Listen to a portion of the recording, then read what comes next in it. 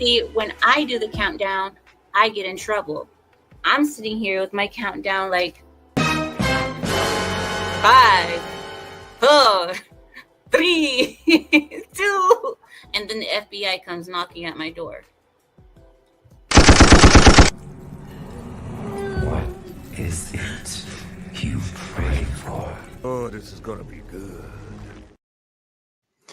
Greetings, salutations, and welcome to the 138th episode of Abyssal Musings. Excuse me while I swallow here. My name is Samuel the Infamous, and joining me as always is my co-host, Lawrence Knight. What's going on, everybody?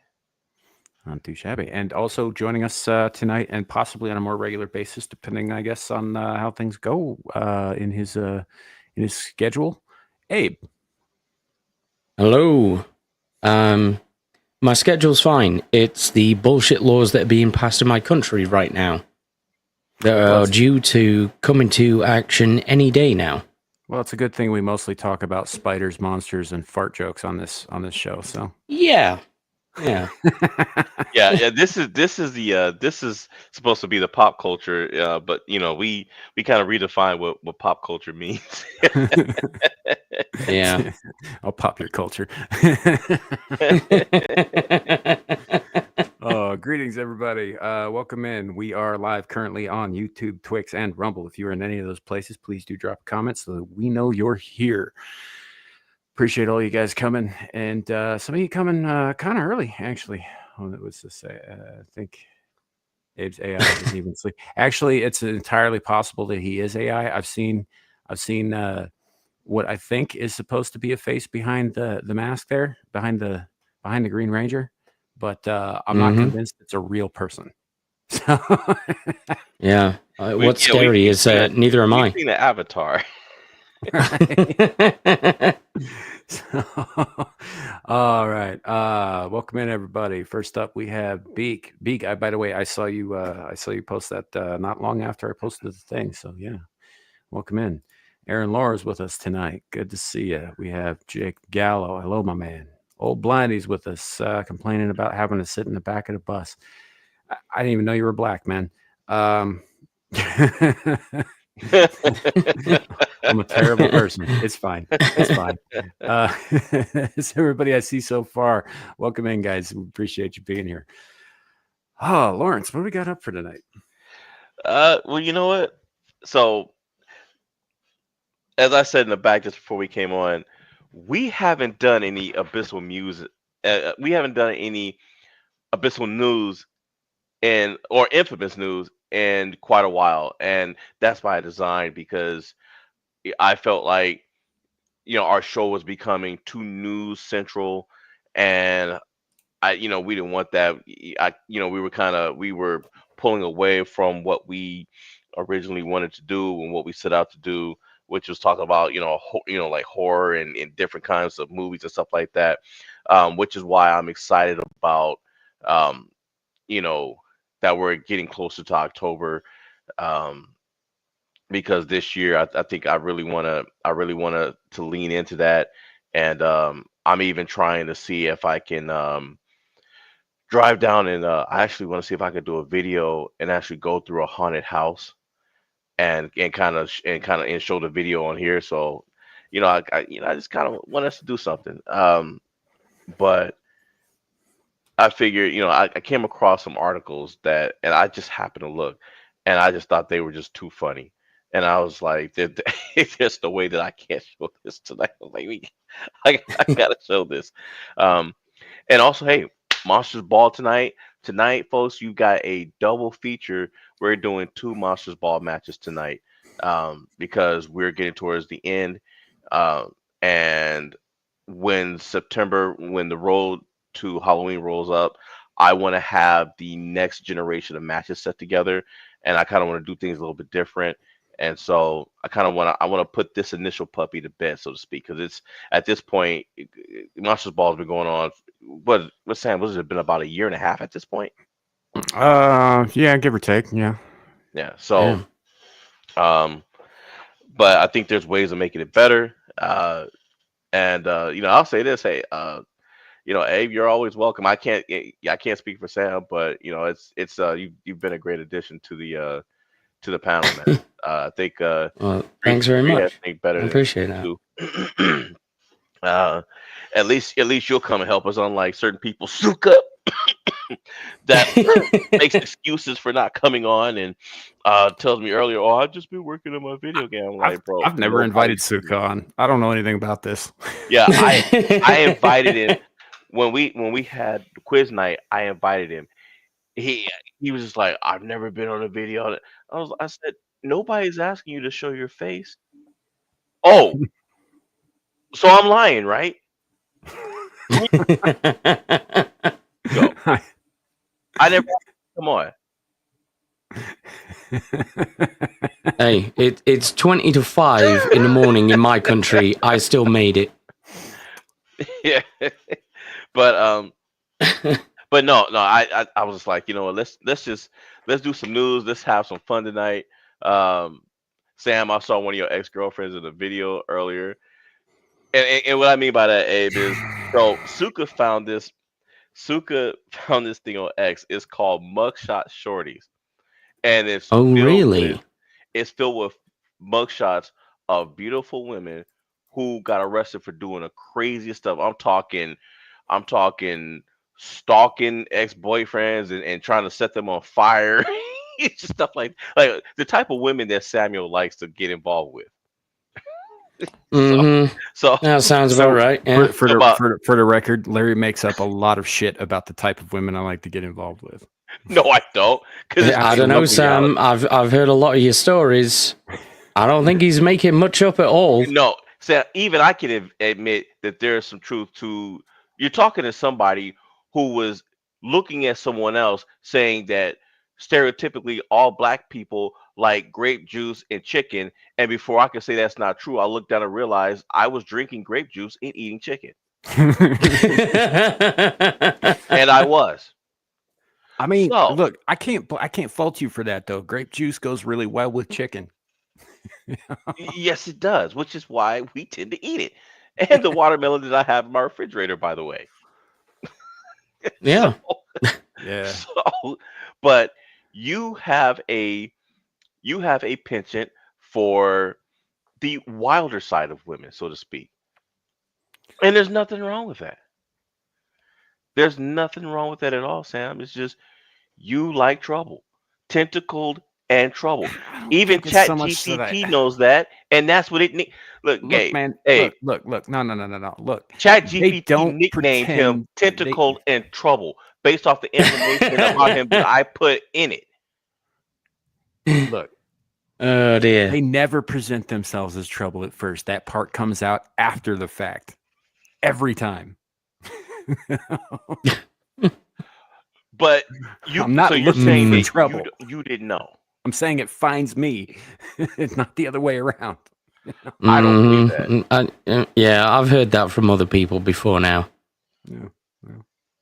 These are the kind of habitual risk seekers who are like, oh, I didn't do anything wrong. Right. I mean, Why did you find yourself in this particular scenario? Well, I was just doing this and then I was doing that. I was like, oh, you mean this series of fucked up behaviors that resulted in you being there? Yeah. But it wasn't my fault, though. Well, it isn't. Them's the Mhm. facts. It's not. It's just a magnet for unfortunately unstable women, apparently. It's what Those you are poor deserve. choices, my friend. Look, I've never repeated a mistake. Like I don't have like a getting stabbed by a fork fetish. That only happened one fucking time, right? A fork fetish? Getting stabbed by a fork fetish. Use the whole context, Abe. Jesus. It happened exactly one time, and I have never allowed that event to repeat because you know what? Getting stabbed with a fork sucks. Yeah. Yeah. But apparently not to you, because you like getting stabbed with them. Right, Devil? Yeah. So,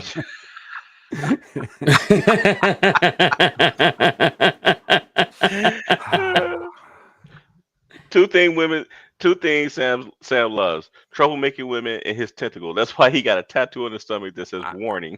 I don't know what we're looking at here, man. Neither one of these women are attractive to me. These are some mugshot shorties. Let's see what we have here. Violation of alcohol beverage control laws. No, she's damn sure not your type. Possession of no, not your type either. Let's see.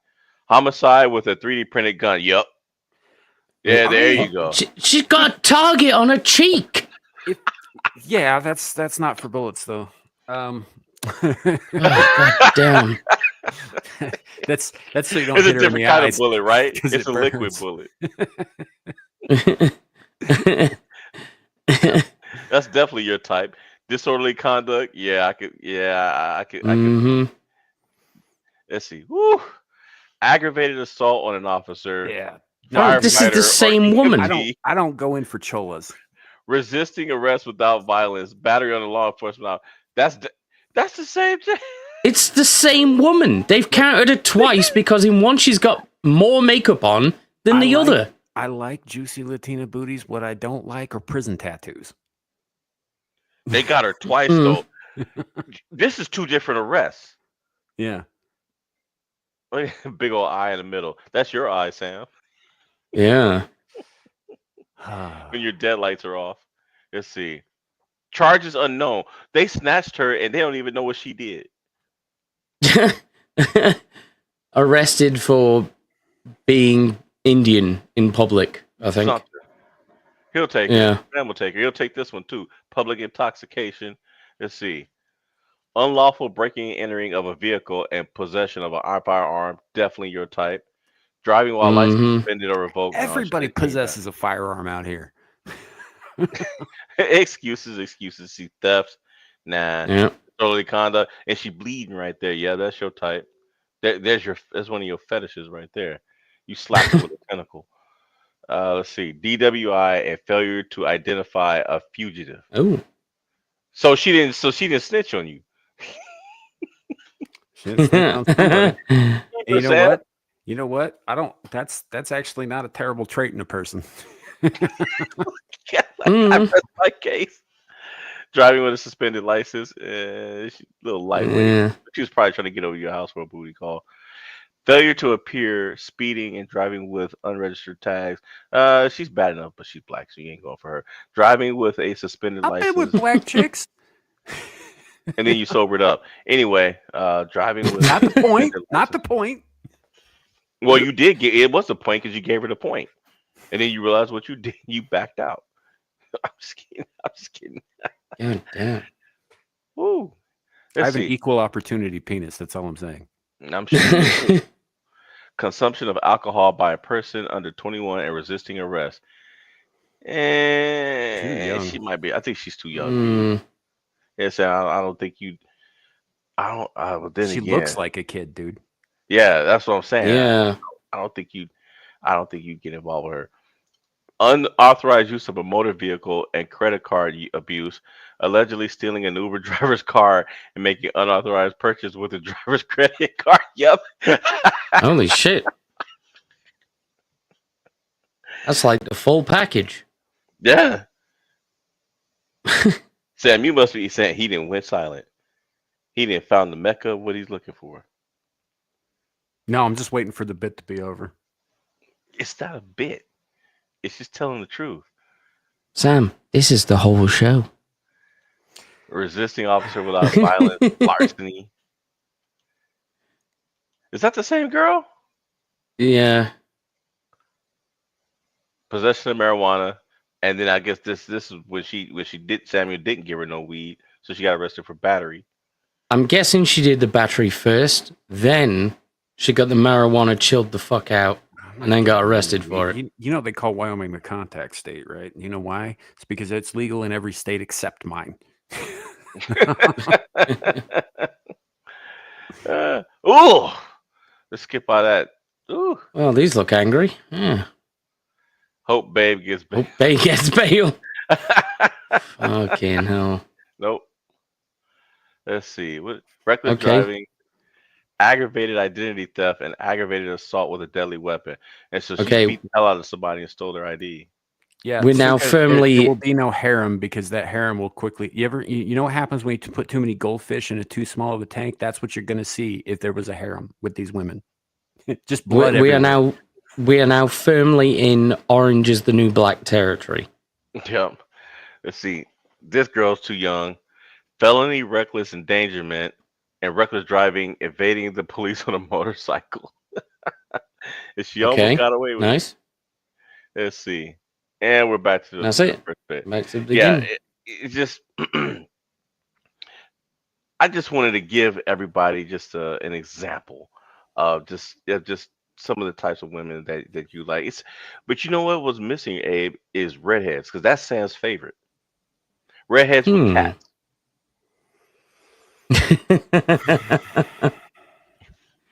Redheads with cats. That man love him some redheads with cats. You know, That wasn't an. if I was a That Facebook was man, I not would be an unfriending exhale. so many people over this cat shit. That was not an exhale of exasperation, right? That was an exhale of desperation and realization. That was the. Yeah. Are you high right now? Well, we were gonna ask you that. I refuse to confirm or deny that. And stop dry snitching, Sam. Yeah. With that said,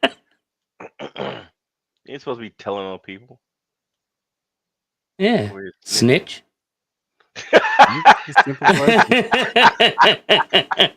Because obviously he's seen a different thing than reality. So I just assumed he was under some kind of mind altering influence. No. I'm just good at seeing through people's bullshit. Yeah, he's seeing things just fine. We're all seeing things just fine. We see through your walls of tentacles, Oh, yeah. but it's okay. Yeah. Like I said, I'm gonna give you a break. I'm gonna move on from this segment and actually get to the show because I see I've put about 17 minutes into terrorizing you with this bit of truth that everybody's aware of. You know, so it's okay for you to like the decadent women. It's okay. Yeah. We just hope that you don't end up missing because you got Yeah. involved with one of them.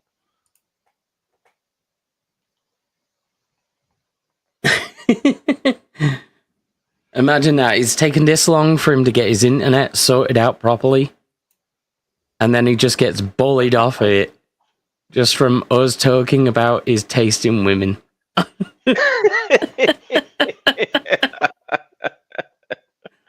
He'll be all right. All right, folks. So this is the first article. So I caught this right, and this caught my eye because even before I even scrolled down, I saved it. I was like, okay, this is no telling what it is, but whatever it is, I'm going to post it. I'm going to bring it up. And I kind of scrolled down a little bit to check, and I was like, yeah, I've got to put this on because it may or may not bother Sam. If it bothers him, great. If it doesn't, you know. But it's one of those weird stories that you read, especially just with airlines, man. You just never know what you're going to get these days. You see some of the craziest Yeah. stuff. But this flight attendant finds disgusting surprise under seat and pleads with passengers not to do this. Go straight to jail.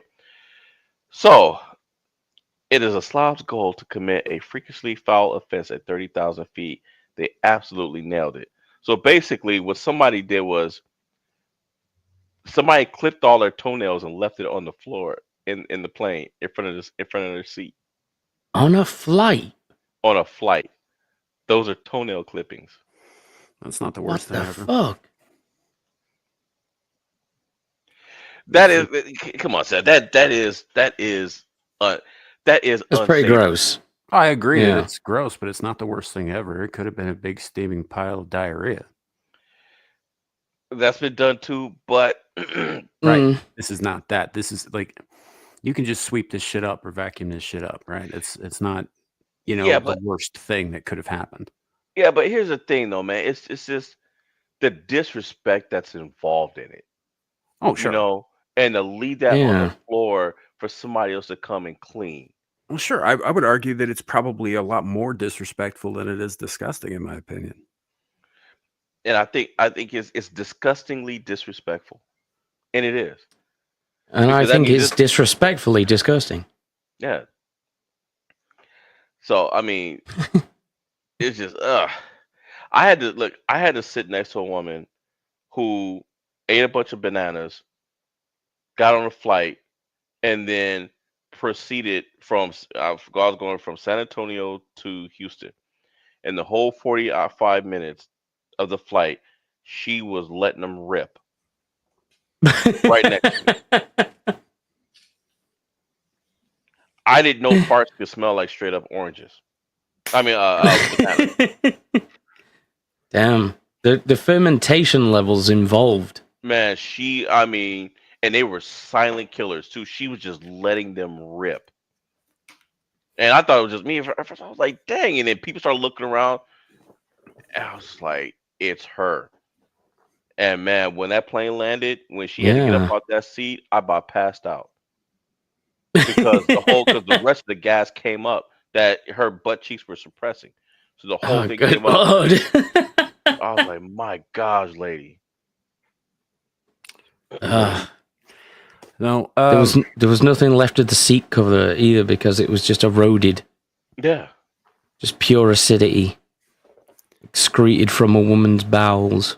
I mean, it's almost like a plasma cutter at that point. Yeah, Yeah, for pretty real. much. It's Yeah. lucky it didn't punch a hole through the fuselage. Yeah. But this thing about the toenails, though, there was something else I was going to say about that. Is aside from the disrespect, and obviously it's gross, but I'm pretty careful with my clippings, right? My toenails, fingernails, all that shit, my hair.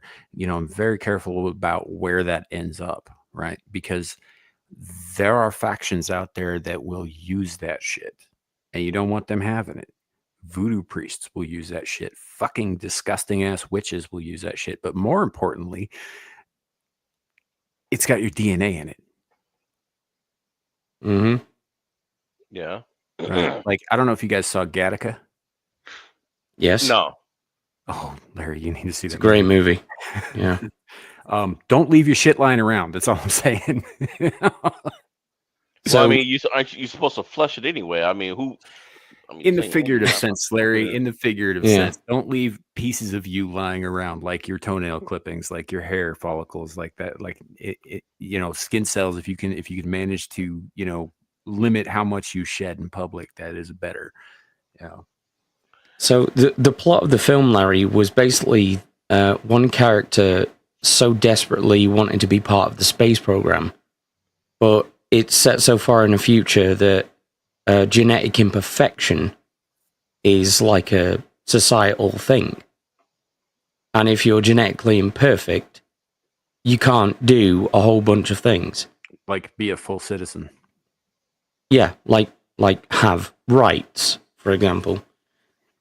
And so he forges this sort of contract or alliance with one of these supposedly perfect people, and then he starts using his hair, his DNA, his blood samples, his urine, his toenail clippings to forge his own DNA so that he can pass himself off as one of these perfect people. It's a great film. You gotta watch it. Yeah.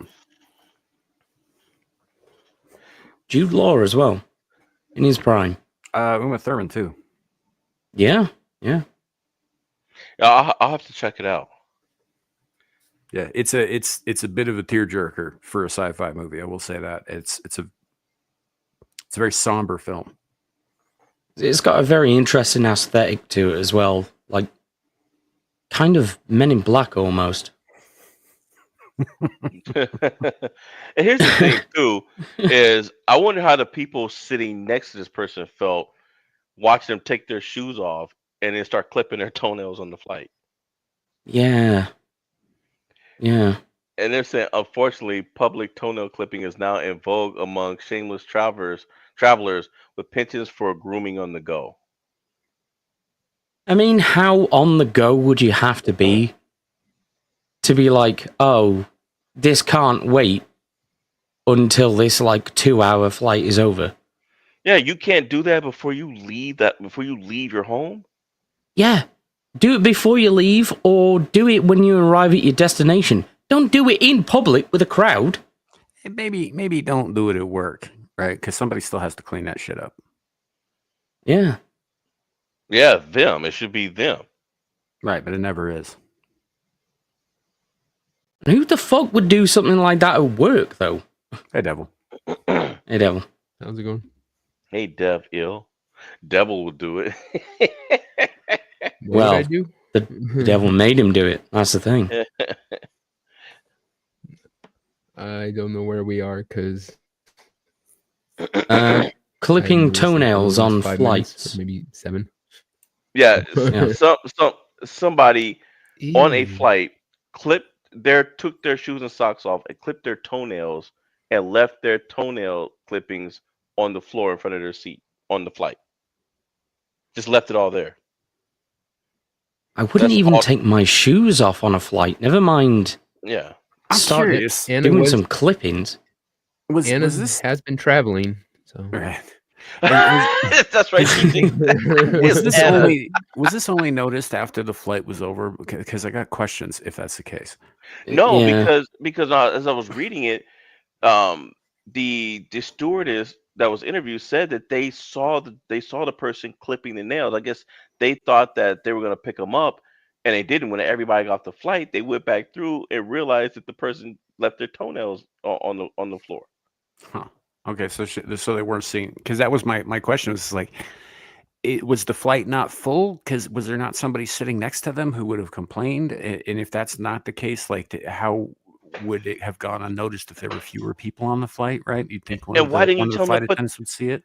And why didn't you tell them to put their shoes back on? I mean, should they told what was it years ago? They had to tell Britney Spears to put her shoes back on. She took her shoes off and gassed the whole plane. Right. You know they got dustbusters on planes, right? Yeah, but still. It could, I mean, like my first thing would have been like, hey, all right, you're going to do this. You're going to clean this up. Here's a dustbuster. Get to fucking work. we live in like a world of people who are just inconsiderate as shit now. Like it used to be, you would take other people's comfortability in consideration before you did shit. Now it's just like free for all. It's all like I don't. Yeah. No one cares. They'll do anything, and it's all like, oh, well, that's their problem. It's sick the way Well, people it's act funny now. that you mentioned that because backstage before we went on, we were talking about that YouTuber Lily Gaddis, whatever her name is. But you ask her, it's only black people that's committing all the crimes and stuff in this country. Like she's got the girl Well, that got that's in trouble true. last year for saying the N word, and she went on Piers Morgan and all that other stuff. So she's got a YouTube channel, and I was like, well, wait a minute. I was watching a video earlier of her on Jesse Lee Peterson. So I don't know when she went on there because another YouTuber posted it, and she was just as nice. But you look at her channel and the stuff that's coming out of her mouth, I was like, you might as well be wearing a white sheet with the stuff that she was just like, nobody else is Yeah. doing anything but black people, and we need to get them under control Beta. like we had them in the 40s. And I That's was that's not even statistically accurate, man. Even if you look at the 13, percent, 50% ratio, right? There's still another 50% of crime that they're not committing. Hey, it's a funny meme, though. yeah. I'll have you know.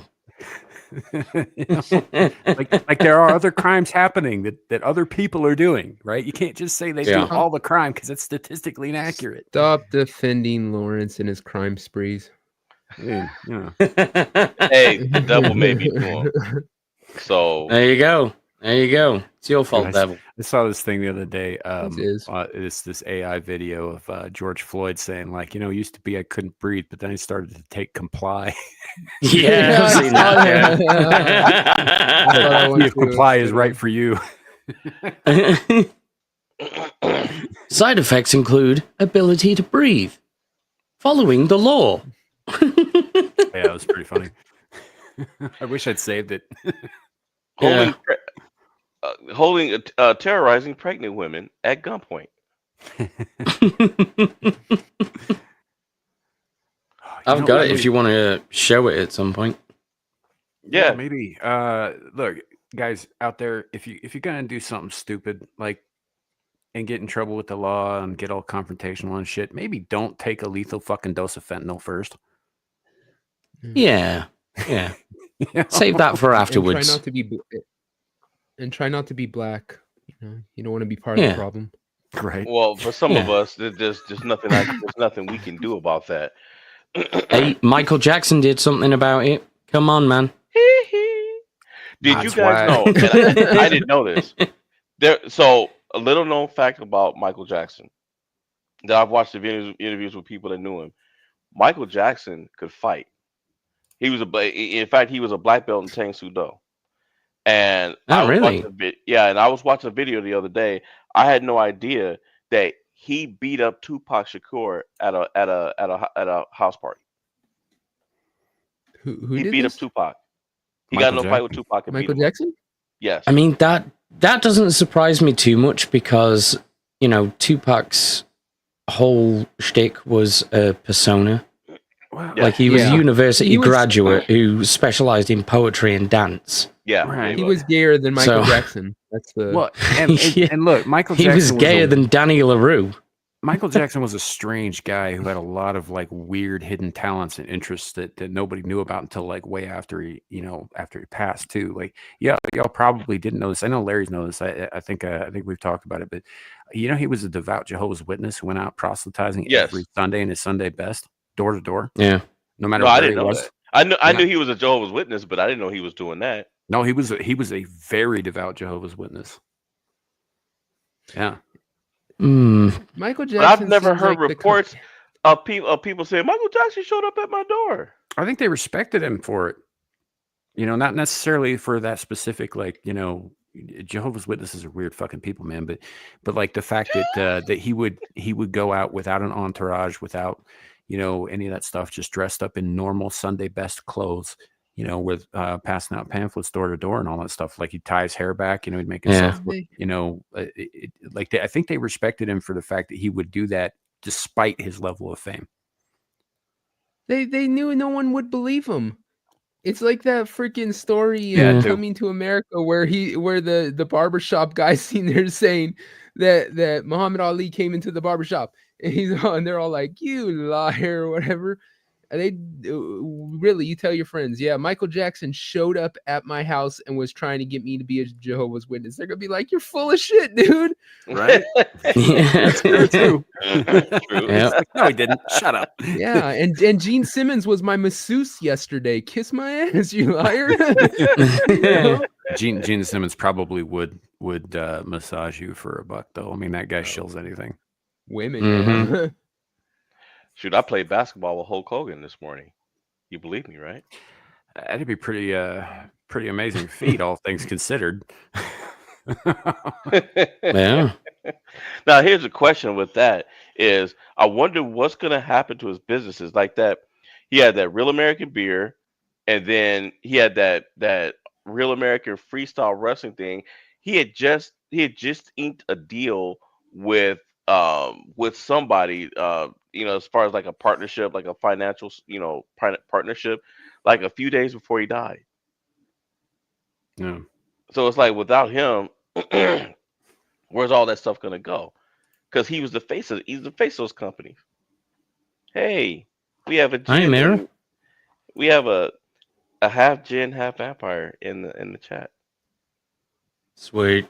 Yeah, we were dissing black people and she heard us. Oh, that's her favorite. She thought she'd join in. We were playing her song, Devil. Her ears started tingling. She's all like, "Wait." So like somebody's saying they're bad putting things down about black Larry. people. I got to get in there. My anti-black senses are tingling.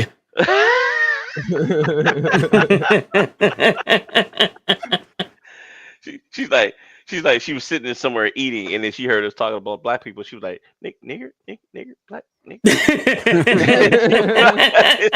And she's like, somebody's talking about him. I gotta look. Somebody's picking on Larry, not without me. Hold that nigger down.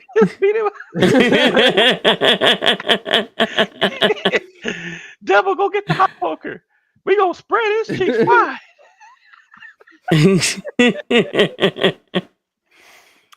Yeah. Just part of the process, man. Just roll with it. Before we move on, we haven't really addressed it on this channel because we haven't been live on the channel for since last week.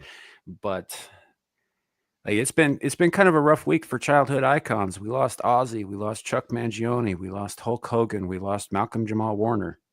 Yep. Yeah. So RIP to all of them and best wishes to their families. Yeah, the crazy thing is I was listening to the radio the other day, and when Ozzy died, and the radio host, he was like, man, these things usually happen in threes or more. And he said, we lost Malcolm Jamal Warner the other day. We just lost Ozzy today. And he was like, who's next? And Hulk Hogan popped in my head. No, I'm kid you not. He popped in my head, and next thing we know, he was dead. Mm-hmm. Yeah. The next day. Can you believe this? We're talking about serious topics like this. Yeah, and there you go. She's referenced it. Amira's out here pretending to be George Floyd. Yeah. Oh, she missed the joke. Amira, you about 3 minutes late. She missed the joke. But so look, this news article, before we forget, there's a reason why I pulled this one. This is hilarious. Watch, they put him out on the stretcher. Watch this. We don't need to talk about. I didn't call the cops. I didn't do anything. I didn't do anything wrong. My bag's in storage. It's fine. Hey folks, if you cannot find bags, please just turn around. Either you call the cops, and I'm calling the cops on you, and I'm hiring a lawyer, or you're. Don't touch me. I did nothing wrong. This guy's supposed to be a pro fighter. I mean, he's retired. That haircut's kind of a crime. Yeah, he's retired. Hit me, you lying at hit me.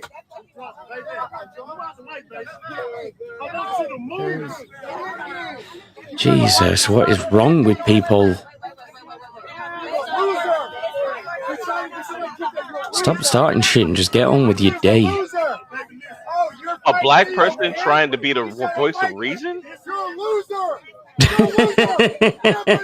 I mean, I would agree with you, Larry, but I can't hear what he's saying over the white. Oh, wait. Oh, hold on. Wait, I got to go back. Check this out. Right there. Now we know who let them damn toenail clippings on the floor. He's got like sandals on or some shit. Exactly. His feet are out, dude. God, I hope they're not Crocs. That'd be the most egregious crime here. Lady, where's his Burger King what are crown? you doing? Assault,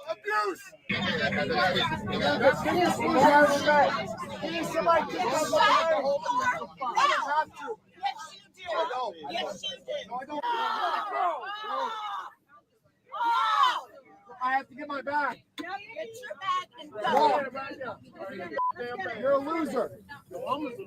No, she's frustrated with you. Are you seriously starting shit again? Yep. It's like, just take your bag and go, man. No, I'm not playing.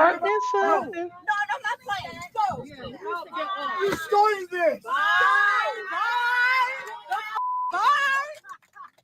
Hey. Assault! Abuse! Go to the cops! Don't touch me! Don't touch me! Hey! Don't touch me! I'm kind of surprised he hasn't hit one of those women yet.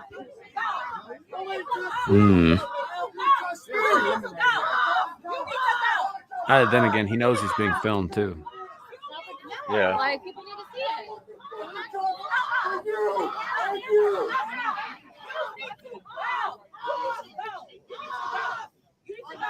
This is a real awkward way for Abe to do a face reveal. I'm saying.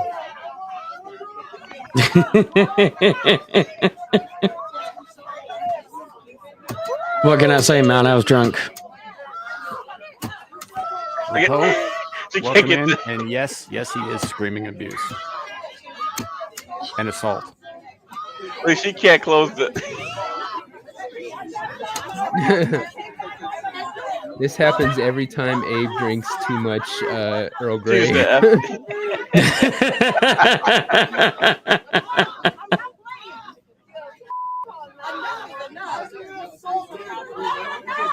Oh man. You piece of you.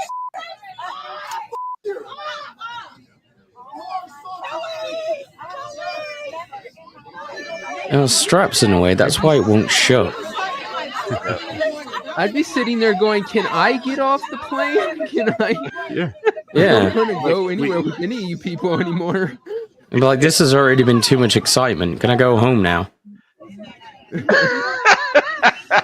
Enough vacation. I'm going home. Bye.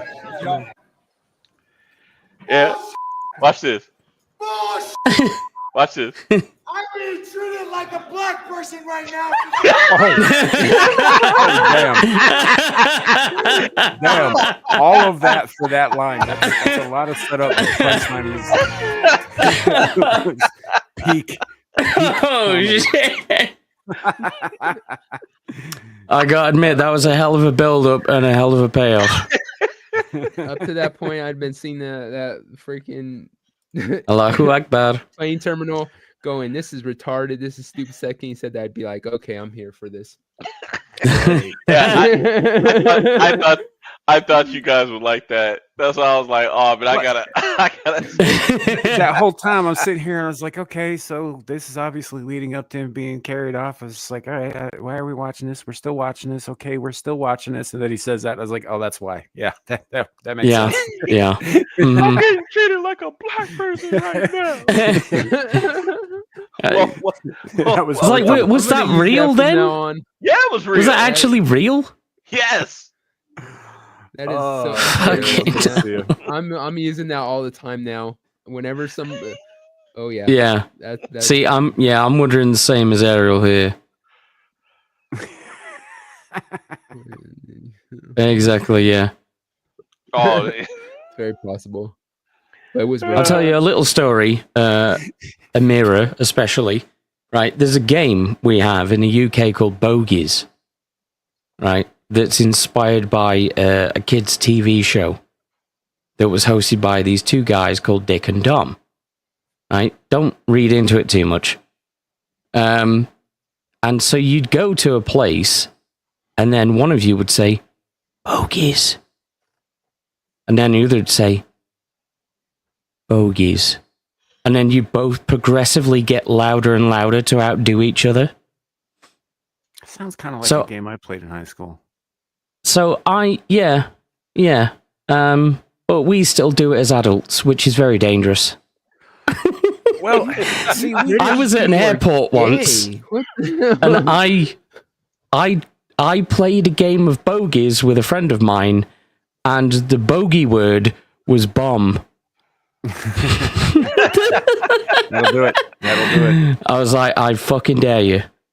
And he was like, all right. Bomb. So I was like, come on, bomb. He was like, dear Christ. Bomb? Yeah, no, he's I was not like, doing it bomb? right, there you go. Look, Just when we you used to thought play this British game. people couldn't get gay. It was And kinda then similar, we- kind of And gay, Abe was all like, "Hold my tea." right? Yeah, I was just like, I wonder how far we can take this before we get arrested. Then a copper walks up to us with a machine gun. And he says, "You right, lads?" And we're like, "All right, officer." And it turns out that was actually his sister's boyfriend, right? Now husband. And I was like, "That's a big gun, mate." It was like, "You guys are half cut, aren't you?" And we're like, "Yeah, pretty much. We're off to the wind." Yeah. It was like, you can't be saying that, don't you? Right? That's very, Yeah, very it's kind of the similar. game, though. The game we played was you had this, somebody else would say, at random at any point in time, they would say the word penis. They would say it in any way they wanted to, so long as the target heard it, right? The Yeah. target had to respond because it was a call and response game, right? So, Yeah. say I just whispered in your ear, and this does make it a little gay. Penis, right? The response is that the other person has to shout at the top of their lungs, no matter where they are or what they're doing, on fire. Okay. Right. So, and yes, we played this into adulthood too. I had a buddy who worked at a fucking lumber mill, and we called him at work. He answers the phone. He comes to the phone. He's like, yeah, this is so and so. We're like, penis. He's like, I fucking hate you guys. I'm gonna get fired. We're just like, penis. And he's like, fine. So he yells out on fire in a fucking lumber yard. Nice. He didn't get fired, but yeah, he was reprimanded pretty severely for that. All right. Sweet.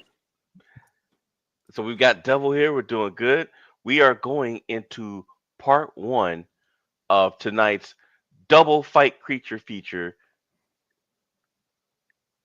And I forgot what the hell else I was going to say. I think that's it. And then we just go into the feature. All right, hold on. Do, do, do, do, do, do, do, do. I think Larry's picking up my bad habit of humming while I'm trying to do something. Here we go.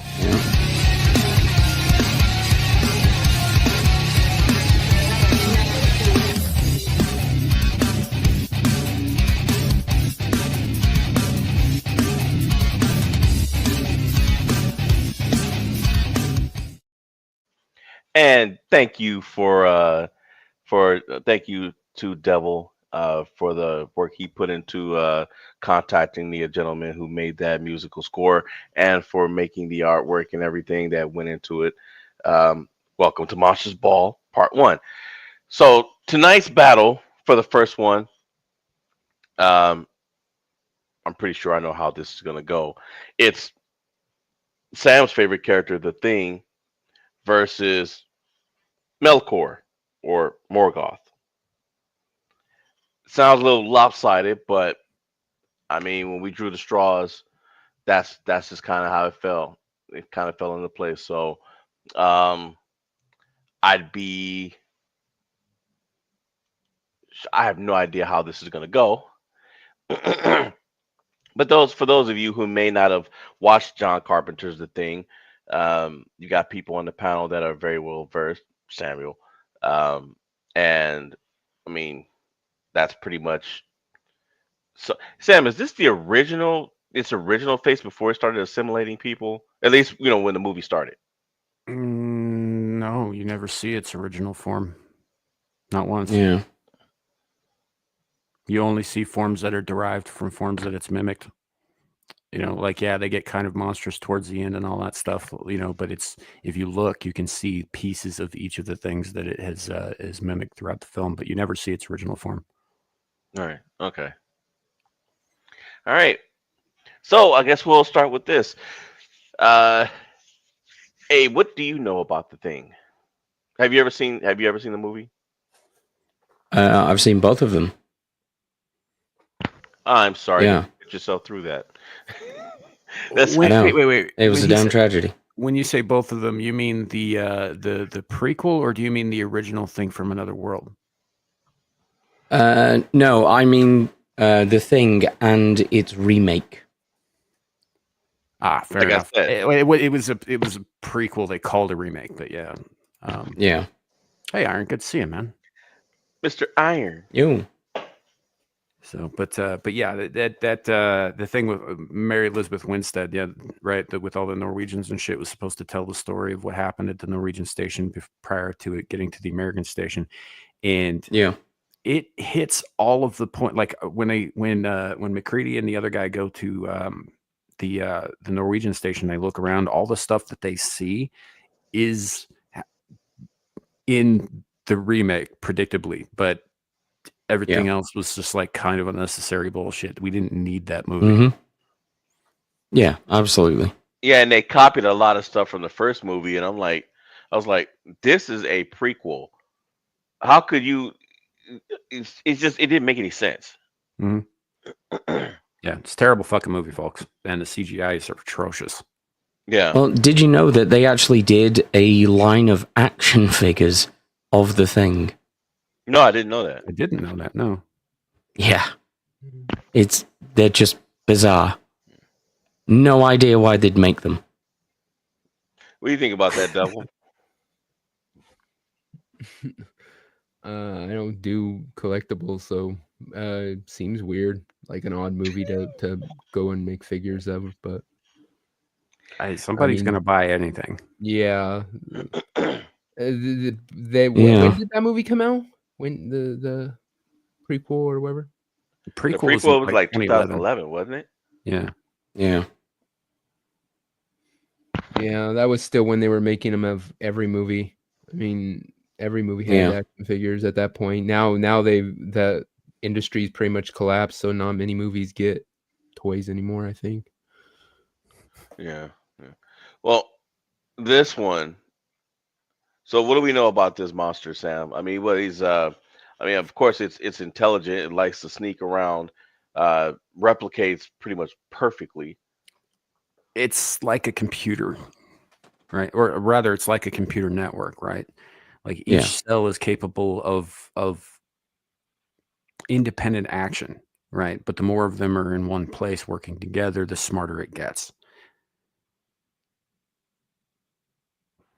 So like the big thing at the end of the movie when you find out that Wilford Brimley's been like cannibalizing electronic components from around the station to build a new spaceship and all that stuff. Like, I mean, it's high level thinking and all that. But early on, like when the dude's head falls off and it separates and all that stuff, all it's thinking about is not dying. I thought he was doing it to deal with his diabetes.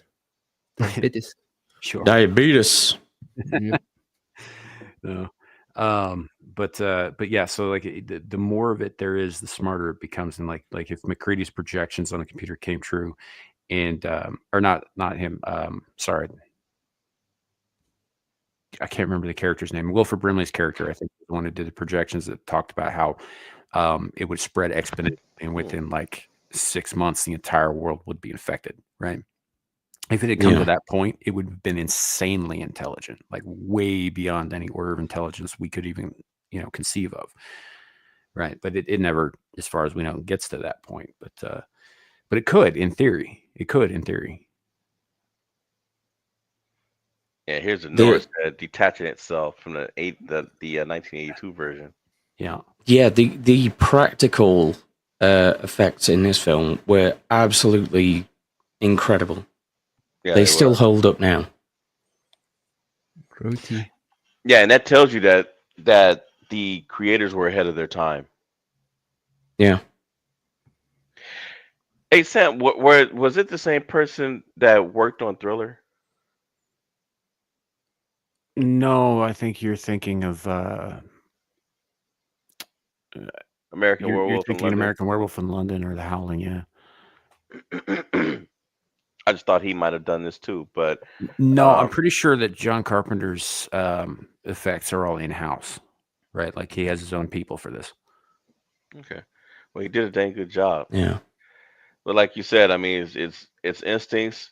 It wants to stay alive. It's intelligence. The more cells there are in one spot, the smarter it is. Mm-hmm. But which is how it's able to, by the way, how it's able to mimic a human being so perfectly. Like obviously the one guy they burned alive in the courtyard or whatever wasn't finished replicating. It wasn't finished like duplicating, but when it does duplicate a whole person, right, it does so perfectly that it mimics everything about them, even their thought patterns. Yeah. Yeah. It'll even give all their physical faults as well. Yeah, it'll even give itself diabetes. Yeah, if that person had it. Diabetes. You know what? That's kind of weird though, because if you have something that's it's hell bent on self-preservation, but it will mimic someone's disease that would kill it, wouldn't it? I mean, wouldn't it be concerned? Like, well, wait a minute. I just Yeah. absorbed this person. This person has HIV. Why the hell would I want to replicate that and put it in my? Well, yeah, I think there's a certain amount of implied intelligence on a cellular level for the fact that it would probably recognize this as a life form that exists in this environment. Therefore, it must be able to survive. But that's probably reading into it a bit much because they never really go into it with that kind of detail. It's really just used more of, yeah, like a plot staging aspect just to... It kind of like there's certain things we just don't know about it too, right? And that we can't know about it because it undercuts the whole the cosmic horror aspect of it, which is, you know, the fear of the unknown, right? They don't know all that much about it. What they have gleaned from it is not everything about it. You know, so there is stuff that we just don't know about it because it was never explained. Although the 2011 movie sure as shit tried to fucking do it, but they failed. Yeah, they failed big time. But nice try though. But Rob Rotten did the most. All right. Yeah, I just looked it up. Yeah, he did most of the special effects, practical effects for that. Which, by the way, Abe's absolutely right about that. The practical effects hold up to this day, right? And frankly, I'm gonna put a little bit of unrelated hot take out here. I think Weta ruined special effects forever. And that's not to say that the special effects in Lord of the Rings are terrible. They're not. They were peak at the time, but no one has improved on them since. And in fact, it's gotten worse. I think people got spoiled with what had been done before, and they just got lazy and they reused assets. I also think that there's a lot of like crunch that a lot of these artists are under, and they just don't have the time to do great work in a lot of cases too. I think that's a factor as well. But I do think that Weta was peak, and it's all been downhill ever since. I mean, if you think about it, look at Doomsday in Batman versus Superman, right? It's a fucking cave troll. So I think what you're saying is basically it's the poison of pinnacle perfection, right? Yeah. Yeah. I just think you see something so incredible you can never get to it again. Well, I think they didn't even try, man. I think they looked at what Weta did, and they were just like, yeah, we can just use this all the time, right? And eventually, over time, without striving towards being better, your work degrades. That's what I think happened with Hollywood and special effects. It's why it's been terrible ever since. Why it seems to be getting worse. 25 fucking years later. You know? Yeah, I don't disagree. I think that's an interesting point. Yeah. So that's it. I'm off my soapbox now. No, it's fine. All right, well, switching to the other side of that, Melkor, Morgoth/Melkor. Not sure why he's got two damn names, but okay. Well, it's so Melkor was his original name. Morgoth is the name that he was called by after he became the Dark Lord. He wasn't the Dark Lord always.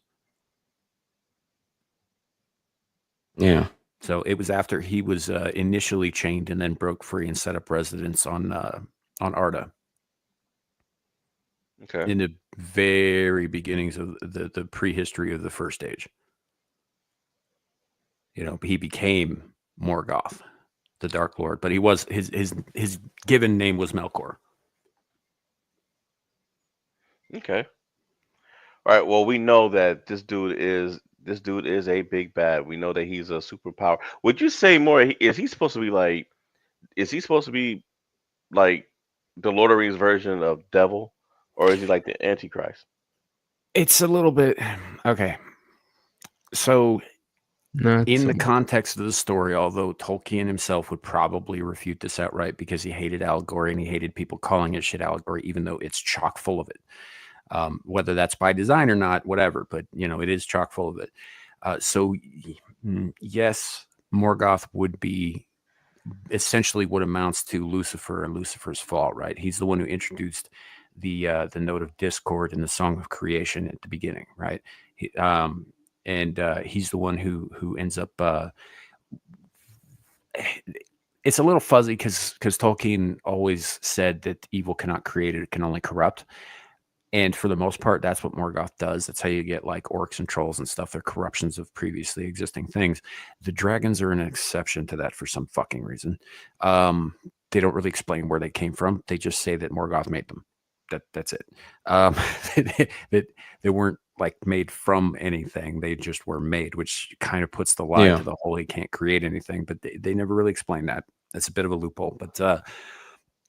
But yeah, his whole shtick was basically rebelling against heaven, right? Except that what he is godlike. The angel-like beings are beings like Sauron, the Balrogs, and Gandalf, right? Who are a lower order than Morgoth is, but they're not like God, the creator. That'd be Eru Ilúvatar, right? Who made everybody. And then below him would be the Valar, right? And the Valar are Morgoth being the first and most beautiful and all that. It's very much a Lucifer allegory, right? And then the Maiar were created to add harmony to the voices of the Valar and so on and so forth. But to the mortals, to the elves who are technically not mortal, but mortalish, Morgoth would be a god, not an angel, like in terms of power level. Mm-hmm. If that clears things up a little bit. It's sort of like Norse mythology, how they've got like different tiers of like immortal beings in different realms and all that shit. It's sort of kind of like that, because Tolkien did take a lot of inspiration from Scandinavian mythology as well as British. Yeah, that makes sense. So, which is very clearly illustrated, by the way, in the death of Glaurung. Right, if you read this story, it's clearly the tale of Fafnir and Sigurd.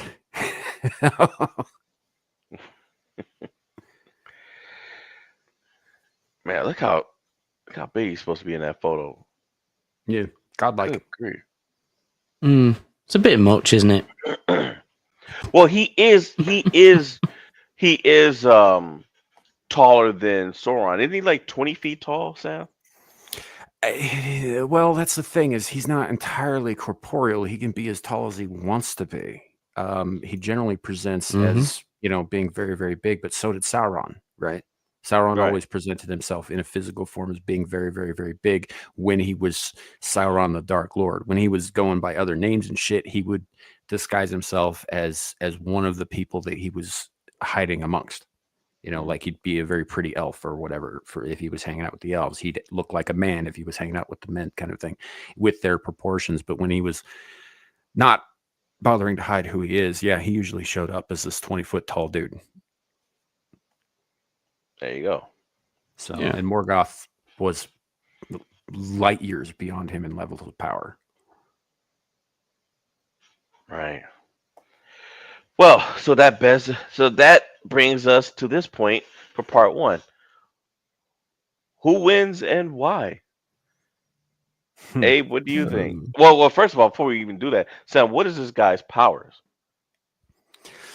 Well, like I said, he can corrupt things around him to make worse, scary, nastier versions of themselves. That'd be the one thing that he's really known for, is unleashing the scourge of orcdom on the world, who were once elves that he captured and tortured until they became like they are.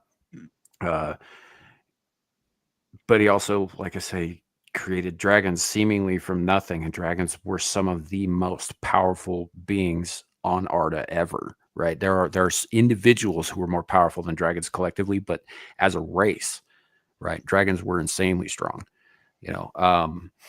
Like wasn't Glaurung something like fucking 200 yards long? Right, he didn't even have any wings. He just walked over things and hypnotized him with his silver tongue and all that shit. And and Calagon, when he died, he crushed 3 fucking mountain peaks with the weight of his body. He was that big. So, I mean, even what I'm trying to remember what the fire drake of Gondolin, the worm that attacked Gondolin. I don't think it has like a specific name, but even he was like 3 times bigger than Smaug. Yeah, Smog was actually a small dragon in comparison to the others. Like, he was bigger than Cold Drakes, but that's not saying much. He was the last and the smallest of the Fire Drakes. You know, as they were dying Yeah. out, they got smaller, but they used to be massive, and they were all like even Smaug was an incredibly powerful creature, right? So, He was a little gecko in comparison. Yeah, he was smaller than the rest of them, wasn't he? Mm-hmm. Yeah. So, but Yeah. there were only a handful of them ever named. But he, I mean, Morgoth is responsible for their creation. He also was able to wield all 3 of the Silmarils on his fucking forehead. Right? When one Silmaril would burn through pretty much anybody who held it in their hand, if it so chose, right? I mean, you're talking about a gem that essentially holds the power of 1,000 exploding suns within it perpetually. Oh, right? And there were 3 of them, and he wore them on his hat. that's crazy. Yeah. And like you said, among this, it says he can create massive firestorm, huge craters, and curse his foes to sorrow and death. Well, then you've automatically just gave him the win. If he can create fire storms, that's the one thing that the thing is weak to. Yeah, but we also have to wonder that's if he can sense the thing, if he knows what he's dealing with. Because the thing is, I mean, it's only chance to try to outthink him, and it is a cosmic entity, right? So it's possible, I would think. So I think that it kind of depends on if they get all of it, right? Because orcs, you got to figure probably relatively simple anatomically. They don't create, they don't reproduce sexually. They got other means for that, right? They're more or less made, right? Which means that they have to be simplified. So they'd be pretty easy to duplicate. And this guy commands armies of the fuckers. I think it wouldn't be too difficult for the thing to replicate enough of them that it could put a serious dent in his forces, and he'd end up having to turn that fire on his own minions. Well, this is why I'm thinking that the thing would be better. Because ultimately, why couldn't it just replicate him and his metaphysical powers? I think because Morgoth doesn't have to stay physical if he doesn't want to. Then surely neither would the thing's version of him. But it has to connect with him in order to replicate him. And I mean, I don't know if he can sense it coming. I think he'd be able to. You're talking about a cosmic level power here. I think he would be able to. He'd be able to sense something's going on. And like I said, him destroying his own people, I don't think he'd have any problem if the thing affected 500,000 of them for him to just burn them to ash. Yeah, I don't think he would care either. Yeah, and if you think about it, there's only been a handful of times, I think, ever, and only one that comes to mind that I can think of specifically where Morgoth has ever shown fear. And the one time that I can think of is when he and Ungoliant stole into the realm of the elves with the 2 trees before they were remade into the Silmarils, and Ungoliant ate the light of the 2 trees that were essentially the things that were the sun and the moon before the sun and the moon happened. Mm-hmm. And it swelled in power and size. And you're talking about a being that embodies hunger. Right. And at that, and upon seeing that, Morgoth trembled in his boots a little bit. He's like, yeah, this might have been a fucking mistake bringing you. It's like, you might eat me. Yeah. And I think that's the only time that I can think of off the top of my head, though, that he ever showed fear. He didn't even show fear when he was cast into the fucking void. That's true. All right. So then I guess we'll go around. Abe, who do you think wins and why? I still think it'd be the thing because it would be capable of replicating everything, including him, including his powers. Devil? Morgoth, easy. Sam? I really like the thing, I do, but I'm actually inclined to agree with Devil on this one. I think Morgoth takes it because I think that replicating his physical cells is one thing. Replicating his actual abilities is a whole other order of things that I'm not sure that the thing is capable of. All right. Let's see what good old chat says. GPT.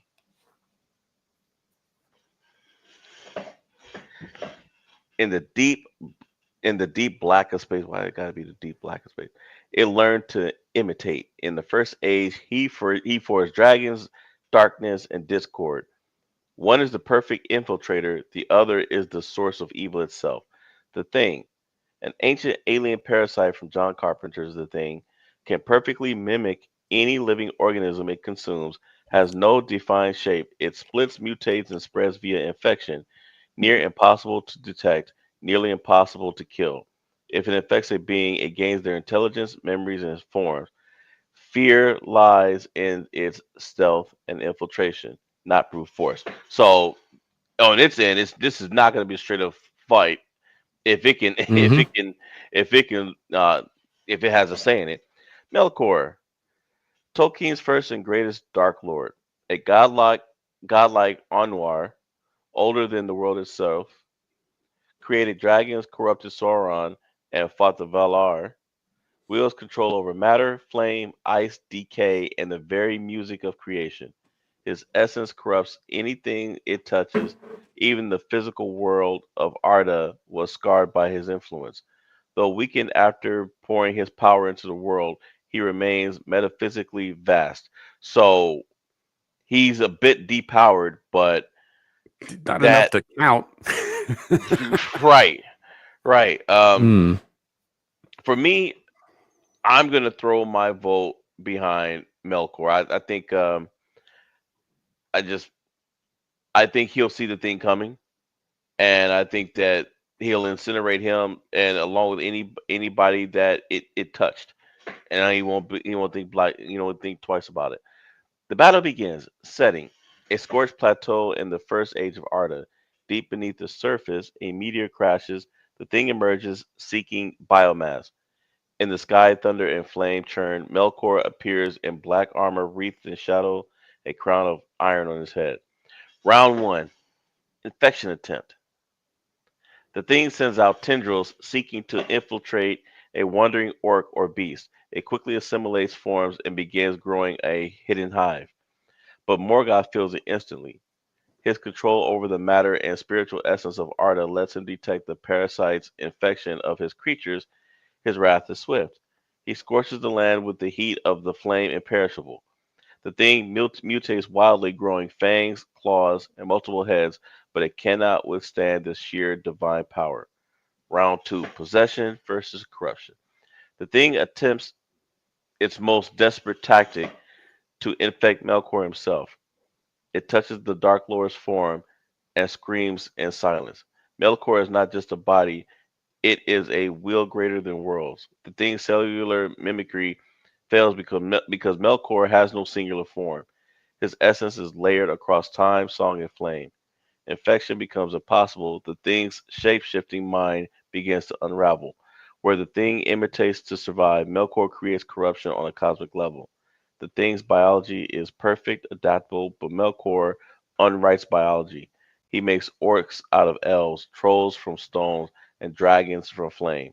The thing begins to change, but not on its own terms. It begins to serve. Winner, Melkor.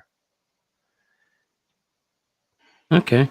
He operates on a cosmic and metaphysical level that transcends biology, infiltration, and form. The thing's greatest weapon is mimicry, relies on physical laws and hidden movement, while Melkor warps the very laws themselves. Attempting to infect Melkor results in the thing being spiritually corrupted and enslaved rather than victorious. Twist ending. Thereafter, Melkor sends a new creature into the world, a shape-shifting horror born of stars and ice. The first new breed of spies, the world calls it the Unseen Flame. That's pretty cool. Mhm. Cool.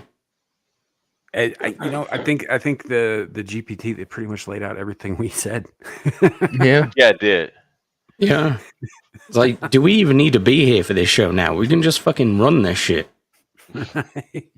Type in a scenario, do it. Done. Well, you know what gets me? So the thing itself is a cosmic horror, right? It is a thing Yeah. from the darkness that's we struggle to wrap our minds around, And when it talks about how when it touches the mind of a much greater will, one that is so vast that it can't be contained in any one level plane of existence, right? That its own mind shatters. That was an interesting touch. Mm. Yeah, Speaking it as seems a to Lovecraftian fan here. emphasize the corporeal nature of the thing. Because when you get right down to it, it is a corporeal being. It does have an origin somewhere, on a terrestrial world of some kind. True. Alrighty. Moving right along. Do. In the news, I thought this one was pretty funny. I'm not going to spend a lot of time on it. But so residents were greeted by a CD sex festival sparks noise complaints as 1,000 swingers descend on Sleepy Town for a 3-day event. Loud moaning sounds. Okay. Speaking of setting Jesus. everything on fire. Yeah. Come one, come all.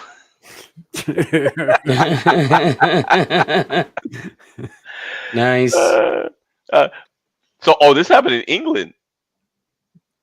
I was going to Kinky say that looks like an English field. I bet it wasn't the Muslim zone.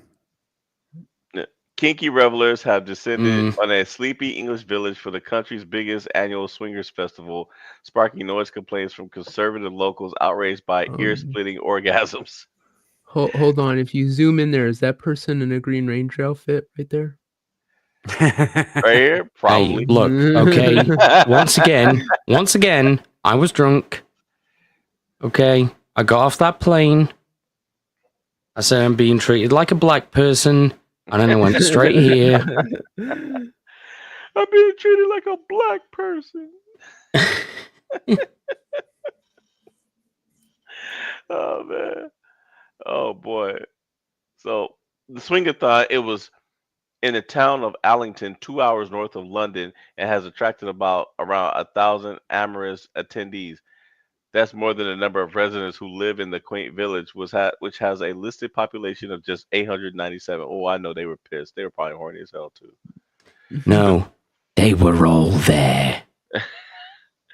So they had frisk play tents, pole dancing, foam parties, mobile dungeons, and sex games like butt plug bingo.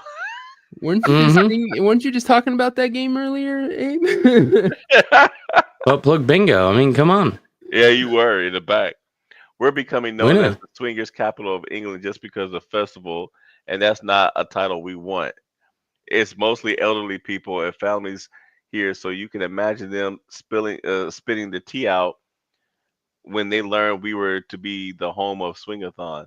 It's usually the talk of the village. Some say let consenting adults do whatever they want to do, but I know many are not pleased to have chosen, for them to have chosen here for such activities.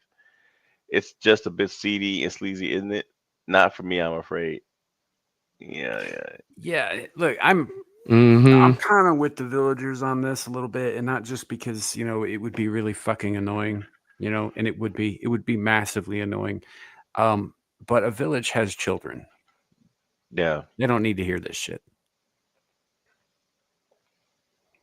Yeah, it's true.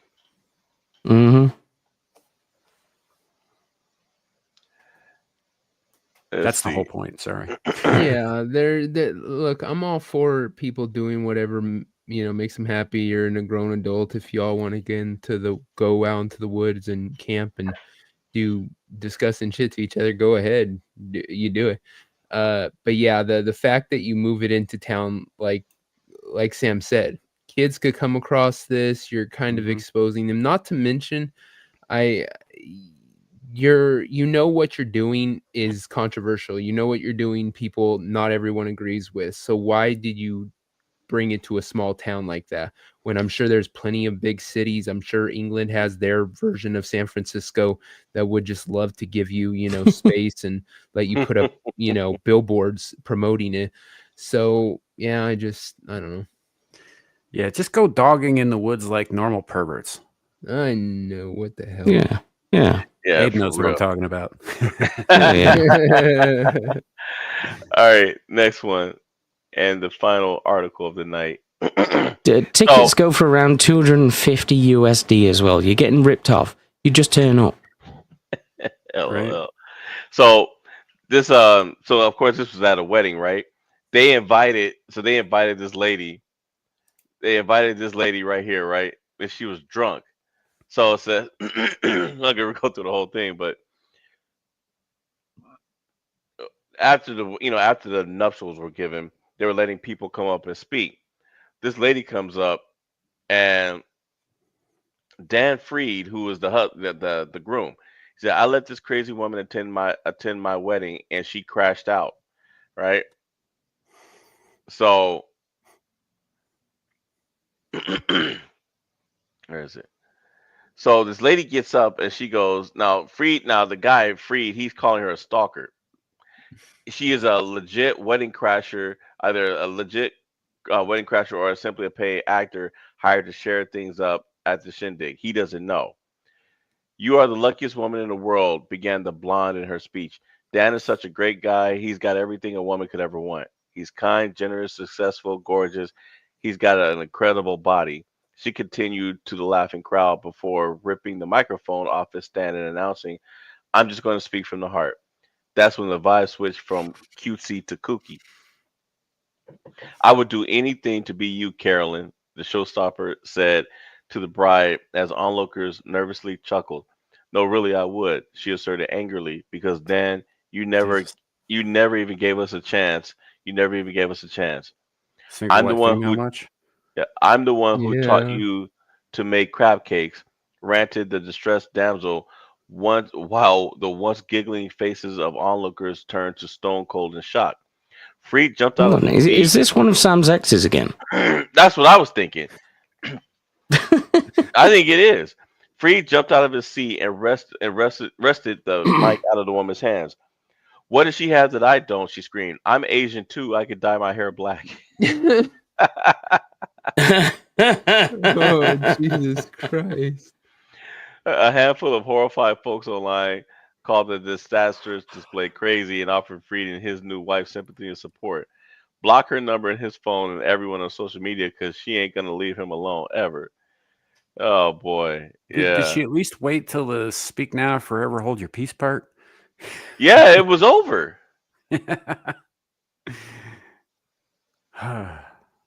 That's crazy. This chick, she flipped out on him. Oh, man. That's fucked up to do to people on their wedding day. That's why you just got to Yeah. go down to the courthouse, and have a justice of the peace witness it. That's it. You don't need all this Yeah. extra crap.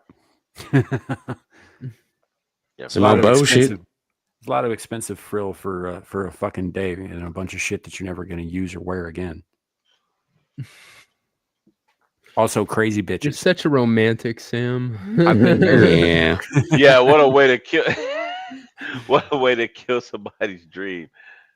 You're only gonna wear Yeah. it once. Why are you gonna spend 10 grand? We were going to talk about the crazy bitch who turned up, and Sam's just like, fuck getting married. I mean, Yeah. Fuck the concept of They're marriage. Fuck just everyone who sitting- gets married. They're just sitting there at Denny's, and Sam looks over and says, "You want to get hitched?" And she's all like, "But I want to get the wedding dress and stuff." He's all like, "You want something you only wear once? We'll go get freaking like t-shirts." Yeah. This would be like being at Denny's, and Sam would just lean over and say, "Man, fuck this place. Let's go to IHOP." This No, place is look, bullshit. Look. I have been married. You know? I have an ex-wife, and she put me through all of this shit. She even made me get a fucking tux with tails on it. Like, when the fuck am I ever going to have Oh a my need for gosh, that? I wish I'd have seen that. Right? Like that. Yeah. I'm never going to have any need to wear that again. I'm not high society. I don't go around fucking doing, fancy dress shit. That But you this is go the one around and only doing fucking fancy time. women. The thing is, though, it wasn't the kind of tale he was expecting. It was a furry wedding. It wasn't the furry wedding. I he- guarantee it was. There were way too many bagpipes present for it to be a furry wedding. Sam bags and corrupts. No, loud bags noises and scare corrupts furries. fancy women. You bang and corrupt fancy women, and they turn into mugshot shorties. See, I don't have a problem wearing a top hat, but I'll wear a top hat with a t-shirt, old blindy. So, You won't wear. I think a top hat. You won't wear a fucking Jimmy fun hat. headwear. No. But you won't wear. You'll wear a top hat, but you won't wear a Jimmy hat. I know. I insist on it, and sometimes I wear two.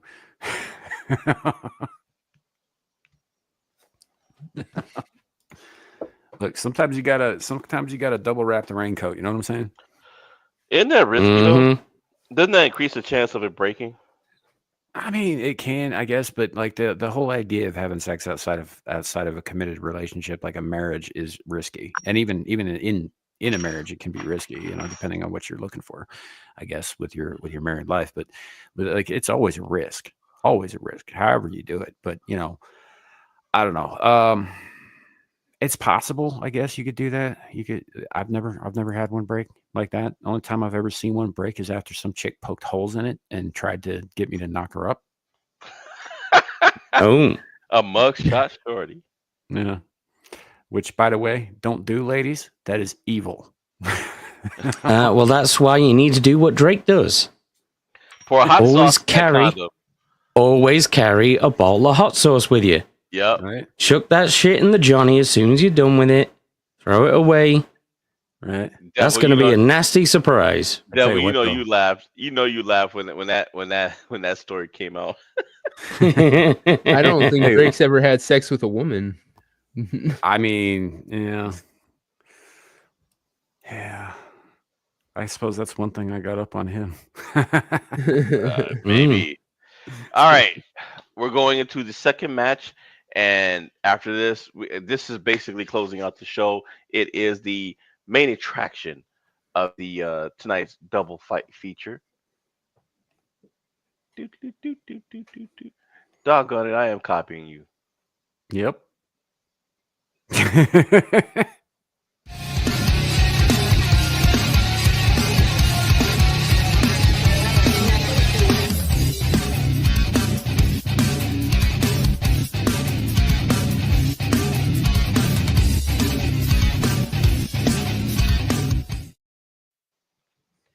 Yeah, I'm really liking that intro. But anyway, so tonight's main event is Pennywise versus Emotep. Okay.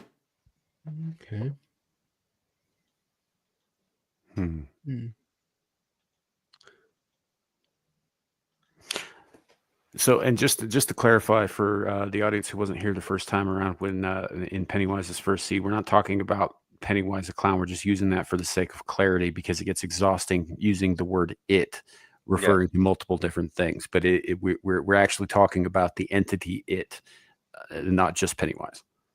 Yeah, exactly. Pennywise is just a. Would you say he's just a disguise? It's just a mask. Like He's just a face. He's just an avatar.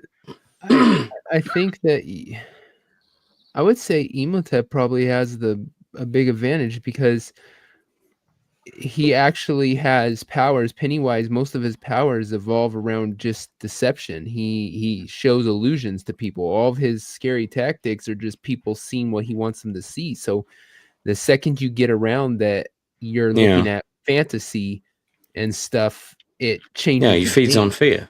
So if Emotep is able to realize that he's being fed a bunch of bullshit, then he could kill Pennywise like that. So it just depends on, can Pennywise fool him long enough to, I don't know, figure out how to kill him? Because in the movie, you can't kill him, essentially.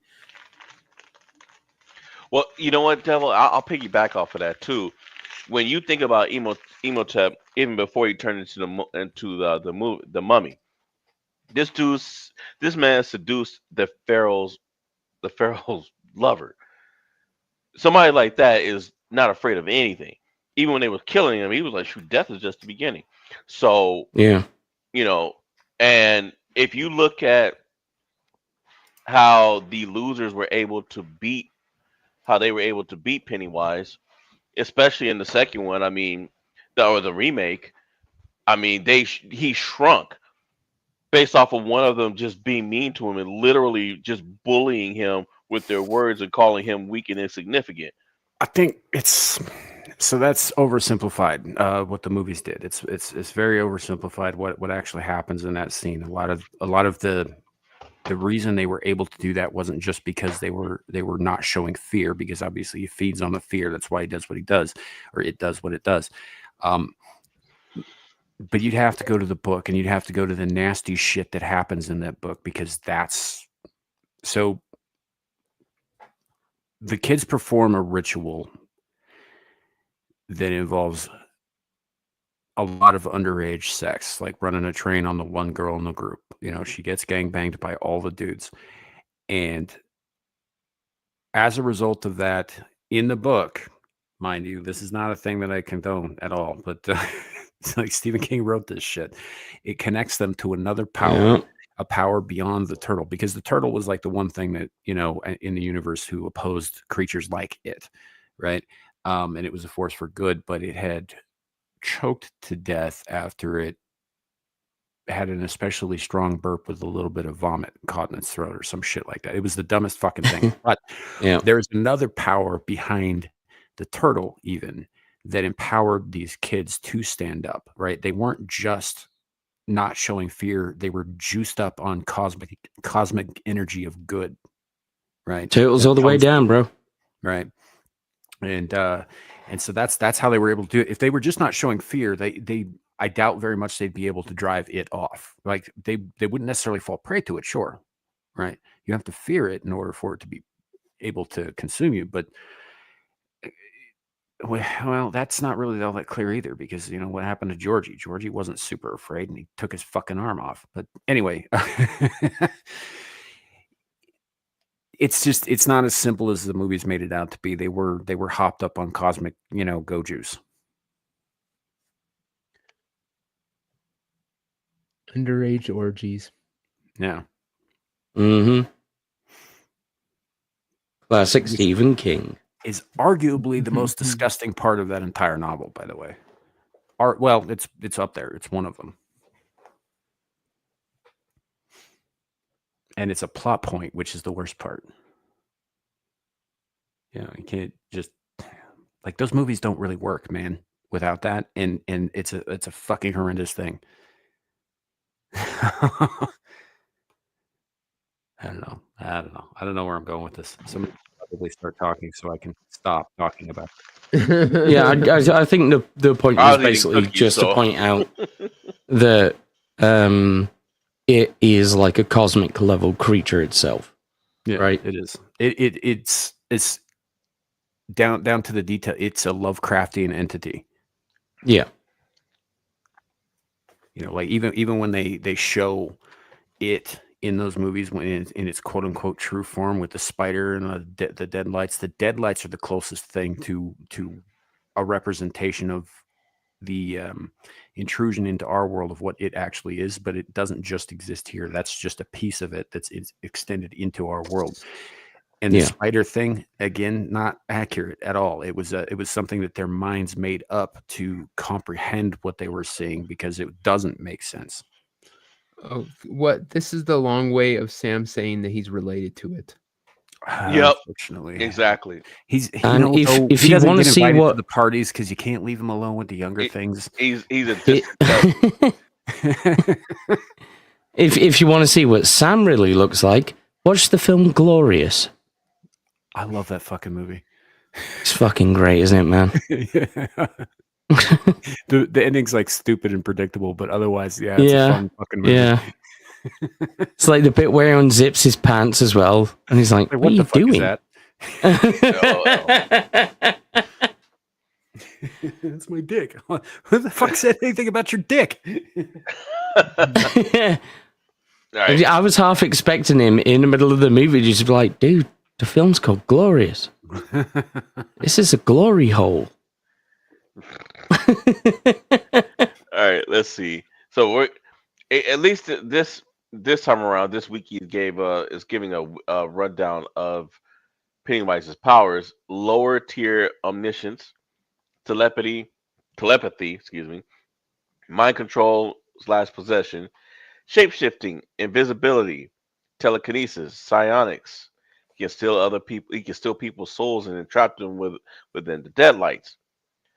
Chlorokinesis, plant manipulation, weather control, teleportation, superhuman strength, like what he did to Georgie. Superhuman speed. Bill notes that it can move at extreme speeds, claiming that it was way faster than an express train. Wow. Invulnerability. While it is clearly not invincible, I don't know about that. You didn't really kill it.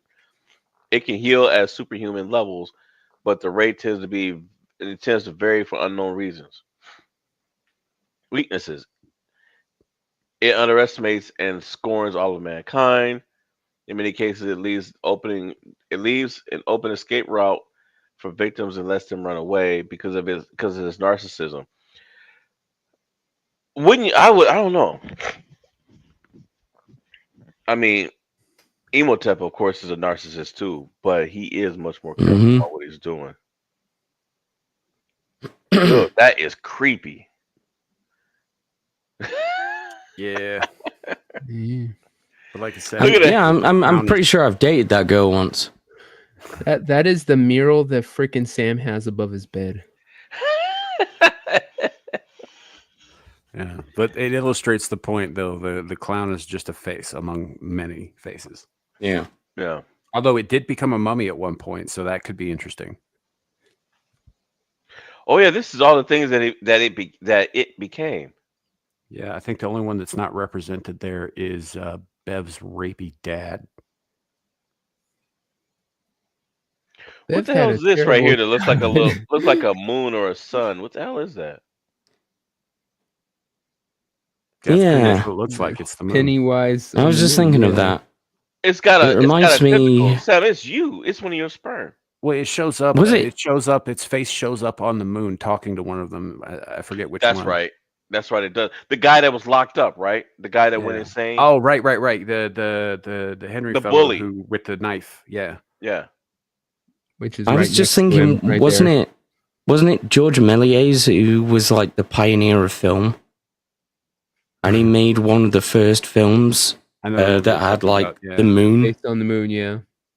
As like a smiling face. I can't remember what that was called, but I know the movie you're talking about, yeah. Yeah, it was, 100 and something years ago. Right. All right. I feel so innocent and naive. Nice to know you have fully corrupted. Sorry about that.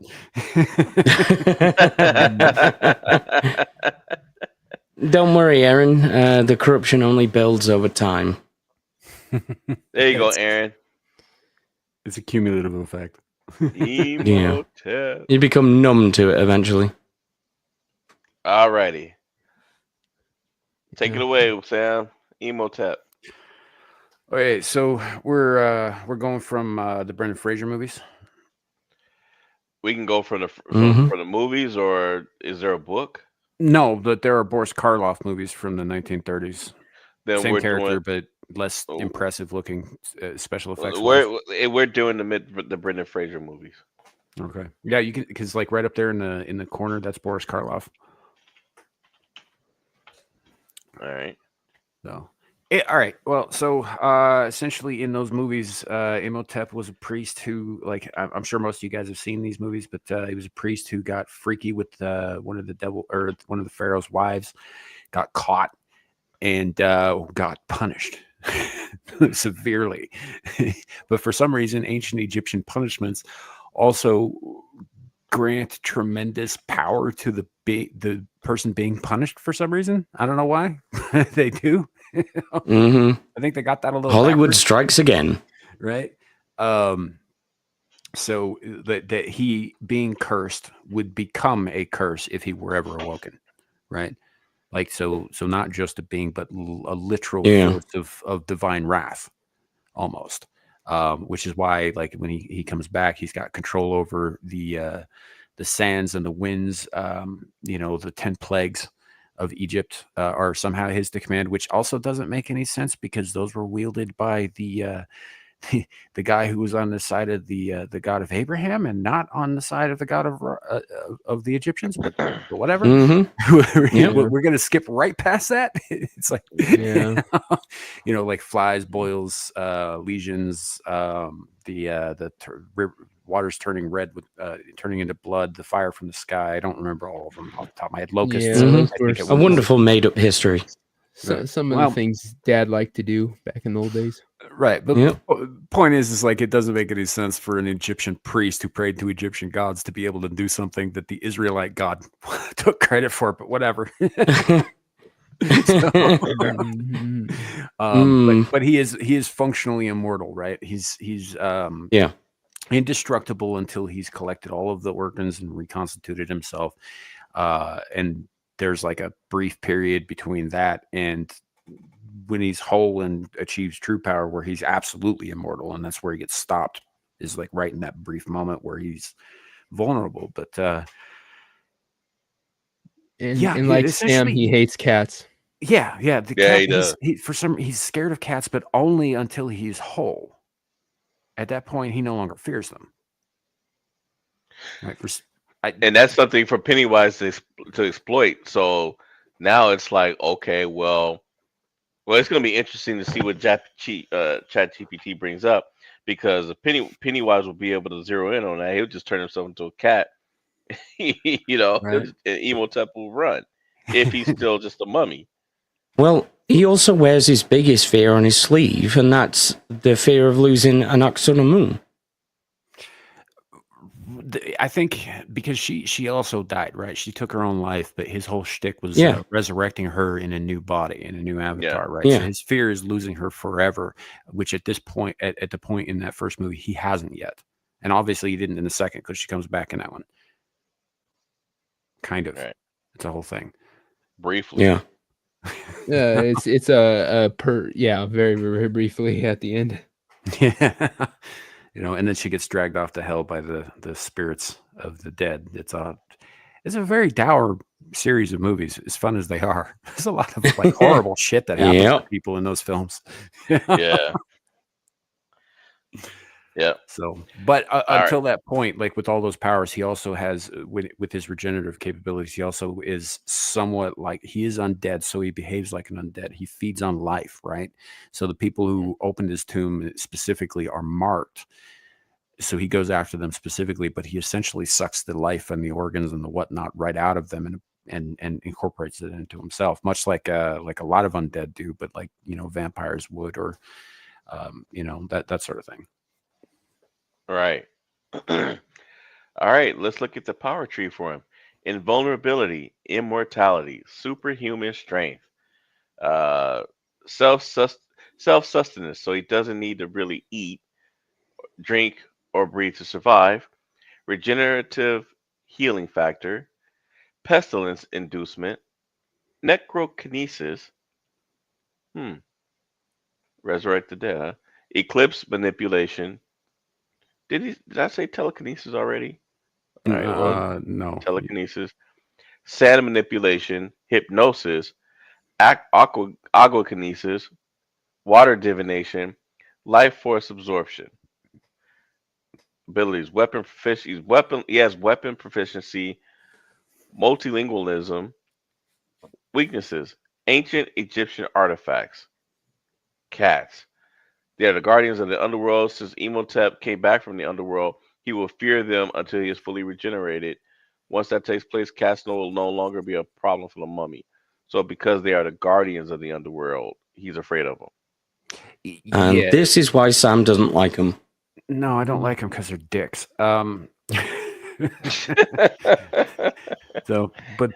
This is sort of kind of the thing that Guardians of the Underworld, I think, is a movie thing. They're not really. The guardians of the underworld would be like Anubis, who is the god of the mortuary, or Ammit, who eats the hearts of those who were found unworthy, and Osiris, Mhm. who actually rules over the dead. Yeah. Okay. So, in your opinion, Sam, who wins this fight and why?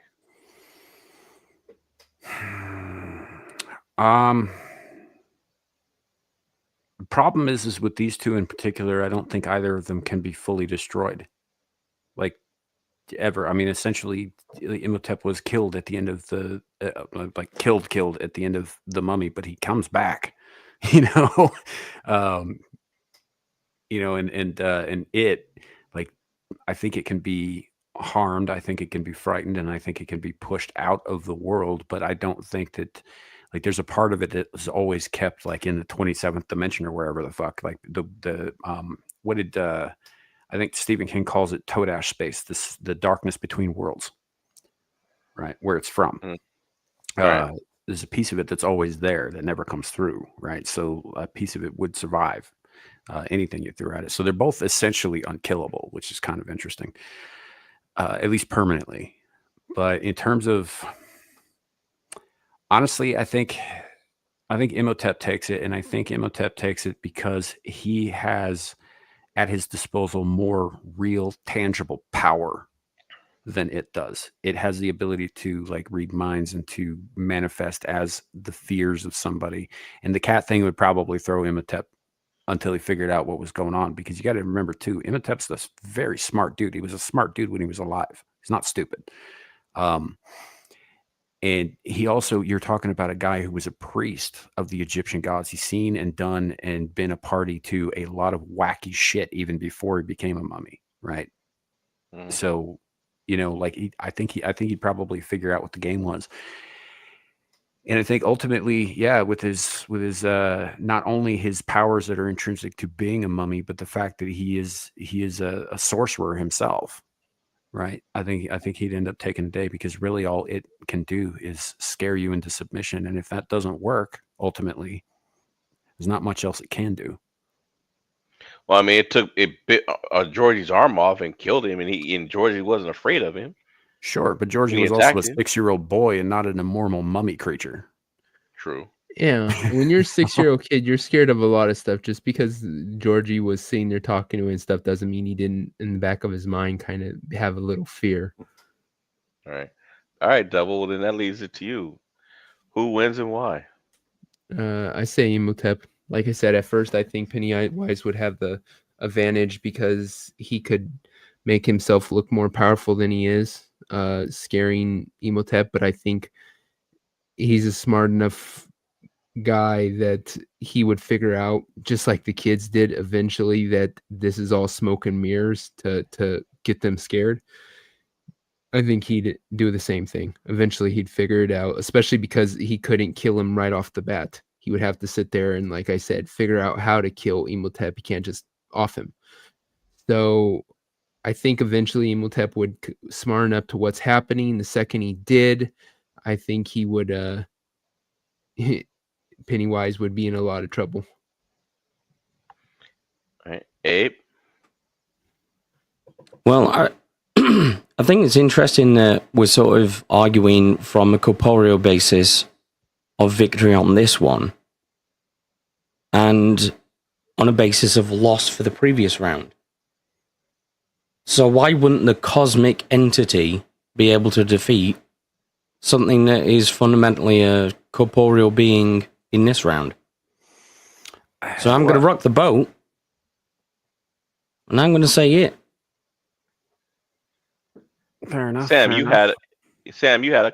Well, I mean, it looks like that we were about to have a nice little debate. You have a rebuttal? I think it comes down to the kind of cosmic entity, right? And like what they've been shown to do, like everything we talked about Morgoth being able to do, right, is in the lore. Everything that's in the lore of it is pretty basic as to what it can and cannot do in the material world. right? It can show faces, it can exploit fears, it can, on occasion, physically interact, but most of the time it has to go through an intermediary for that, which is why it drives that one guy crazy and uses him to go around doing his bidding and shit. And there's really only so much it can do. Maybe it could pull an advantage if it somehow got Imhotep to look into the deadlights, because the deadlights whole thing is basically like stealing your will and your soul, right? But then again, like I said, Imhotep's seen a lot of weird shit, and he's had his soul stolen already. Are you? Is he roboting for anyone else like Robad? Was I? For me, you were. No, you weren't for me. But no, it was fine for me. Yeah, Maybe it's mine. My internet actually went out for a few seconds about half an hour ago while you guys were talking, so I'm right there with you. All right. Let's see. Now, as for me, I don't know, because there's ways that either side could win. There really is. I think this is more of a mental game than anything, and both Pennywise and Imhotep are incredibly cunning. Yeah. I'm gonna go with Imhotep though. I think Pennywise wouldn't be able to get him into the right mindset. I mean, it'll be a battle, but I think Imhotep would claw his way out of it. Let's see what the GPT says. Doop.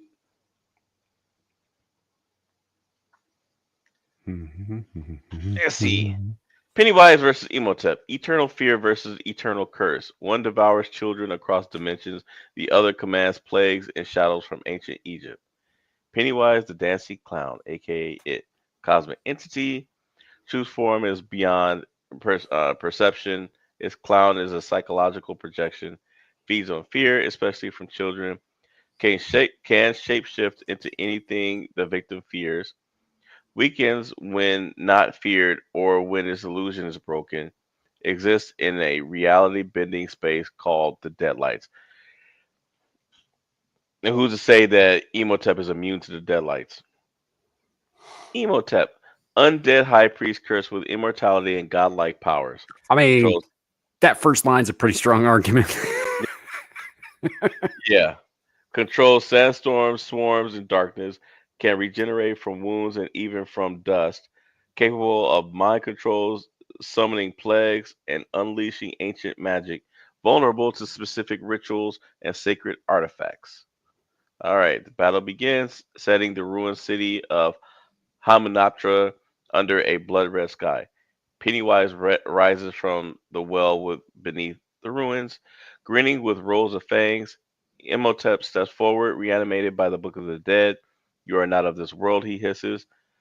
I'm whatever you fear most, Pennywise whispers back. Round one, psychological warfare, which is what I figured how it would start. Pennywise conjures visions, dead pharaohs accusing Imhotep, a reborn Anck-su-namun rejecting him. Imhotep falters briefly, then laughs. He's already endured damnation and torment for 3,000 years. Pennywise feeds on fear, but Imhotep doesn't fear death. He is death. Pennywise grows agitated, warping into monstrous serpents, decaying gods, a giant scarab. Imhotep banishes each with divine power, summoning a wall of sand to slam Pennywise into the crypt walls. Round two, magic versus illusion. Imhotep's magic is real. Scarabs swarm the battlefield, walls rise and collapse, the sky darkens. Pennywise tries to teleport, only to find his illusion space being overwritten by Imhotep's ancient magic. They duel in a metaphysical space. Pennywise pulls Imhotep into the deadlights, but Imhotep's will, rooted in curses, black magic, and raw hatred, resists madness. In a moment of silence, Imhotep speaks in ancient Egyptian, invoking Ra's fire. Final round. The Seal of Osiris. Pennywise attempts to devour Emotep's essence, but Emotep retaliates with a soul-sealing ritual meant to banish demons. Pennywise begins to dissolve, his clown form collapsing, limbs distorting, the dead lights flicker like dying stars. Pennywise wails, I am eternal fear. Emotep, undead eyes glowing, replies, and I am cursed beyond fear. Emotep, okay, he thrusts the symbol into Pennywise's chest, sealing him in a sarcophagus of light. Winner, Emotep. Why? Emotep's will and magical power are rooted in ancient Egyptian divine rights, not mortal emotion. Pennywise feeds on psychological fear. Emotep is immune, driven by obsession and rage, not fear or guilt. Pennywise's illusions have no hold on a being who knows he's damned. In the end, Emotep uses actual sealing magic and divine invocations effective even against eldritch entities. I guess that means you too, Sam. I mean, you know, we don't like talking about it. I'm calling bullshit though, because like if it could be anything that someone fears, and he's scared of cats, ancient Egyptian relics, the fear of losing his missus. Why wouldn't he just be bombarded with that shit? Because otherwise, his role in all of those films is completely negated. Why would he bother coming back to life? Why would he bother trying to resurrect Anaxunamun? At some point, you're going to realize You wouldn't care. You shouldn't go against me. I'm good at this. just sit back and whatever devil says, go. There you go. All right. Well, with that said, folks, that is it for tonight's show. Let's go around. Devil, let's start with you. Check me out here in a little less than half an hour over on the pub. Sam and Abe are going to be there. Then check me out every Wednesday on Make Me a Sandwich. And I don't know if we'll be doing it this week, though. This week is going to be kind of my vacation. Needed a break from everything, so I might not do a show this Wednesday. But if I do, I'll see you there. Otherwise, yeah. Abe? Yeah, you'll see me over at the pub. I'll be here for a half an hour if I listed everything I'm going to be on. After I'm on the pub, I'll be on a Full Aussie podcast, and then after that, I'll be on Anime After Dark, and then I'll be back on Sam's Jam. Right. Yeah, that's just today. Sam? Next thing up is obviously the pub. I actually do have a topic tonight. I picked it out earlier today. I almost never do that before the show. It is, however, a Screaming Into the Void topic because we're kind of doing something special tomorrow, so we'll be doing our usual topics. So I'm just going to bring it up on your show, Devil. It might be the same one I have for you. There's one I found out right up Sam's alley, so it might be the same one. Could be. We'll see. So that'll happen here, like they said, in about half an hour. And then tomorrow, 4 p.m. Mountain Time, right here on Samuel the Infamous, the 150th episode of Screaming Into the Void. Should be a lot of fun. We're going to do something special this time around, something a little different. We're going to EFAP the God Makers, right? We should have some people on who haven't been in a while, hopefully, and it should be a good time. It'll also be a very long show, so be prepared for that. I'm thinking it might go to 4 hours. I don't know that it will, but it might. So we'll see. We'll see how it goes. But definitely show up for that. That'll be awesome. Then Monday we got Mellow Mondays with on Adam the Renaissance Nerds channel. I'm back here for more Abyssal Musings. If and when Amira goes live, I should be over there as well. So you should just keep an eye on all the things, I suppose. All right. As for me, you can catch me here next week, and you can catch me tomorrow. Well, shoot, actually, I got to call it because I will be out tomorrow, so I don't know if I'll be able to make the show or not. Well, she'll find out at some point if she's still watching, which I doubt. Um, but with me, yeah, kind of in a bit of a, in a bit of a flux right now. So, um, I haven't necessarily taken a break from my channel. I'm not taking a break from it. It's just I've been too busy to really put anything out. And but I will be working on the next part of the Detective Clue series. I kind of want to make them a little bit longer than 5 minutes. So um, those those episodes will probably be a monthly thing. I was thinking, 'cause initially I wanted it to be weekly, but it takes too much to really do that.